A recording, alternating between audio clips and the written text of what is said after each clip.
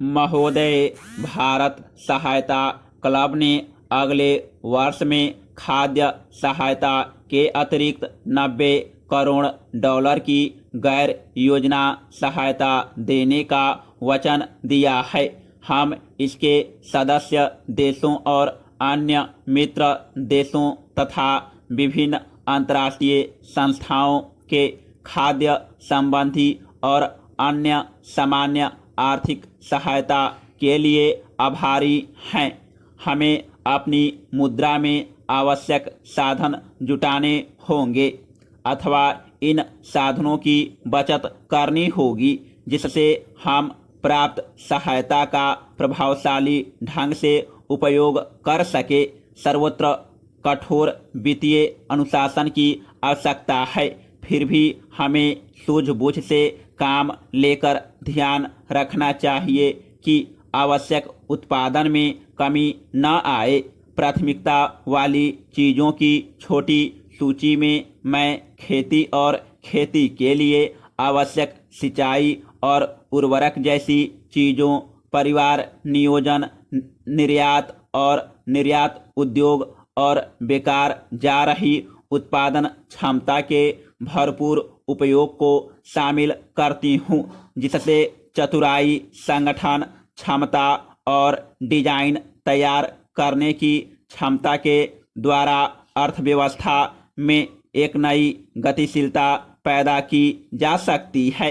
हमें एक नया स्वदेशी आंदोलन शुरू करना चाहिए और उत्पादन की अपनी बढ़ती हुई क्षमता और प्रौद्योगिकी तथा निर्माण संबंधी अपनी कुशलता का पूरा उपयोग करना चाहिए।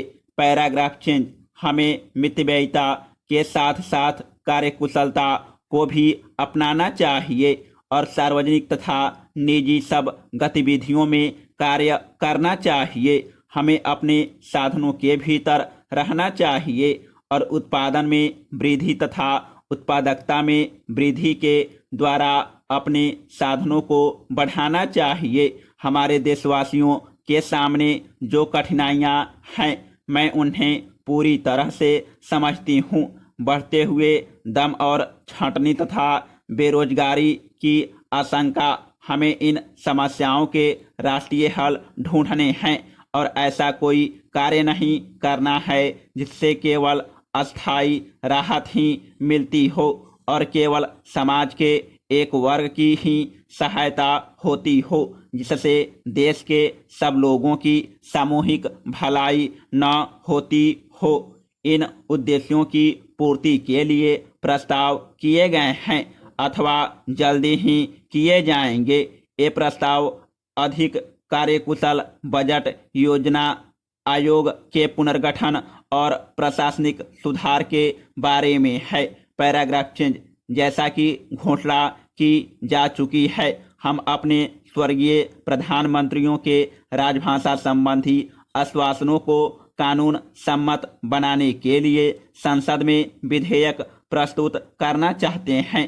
भाषा के प्रश्न से भावनाएं भड़कती हैं, लेकिन इसे देश में फूट पड़ने का माध्यम नहीं बनने देना चाहिए। जहां तक केंद्र का संबंध है, हम संविधान के 8वें अनुच्छेद में उल्लिखित सब भाषाओं को राष्ट्रीय भाषा मानते हैं। ये भाषाएं वे सांस्कृतिक धाराएं हैं जो मिलकर भारतीय विचार और परंपरा की महान सरिता बनती है। इनमें से किसी की भाषा की उपेक्षा करने का अर्थ अपनी महान परंपरा के प्रति झूठा बनना होगा।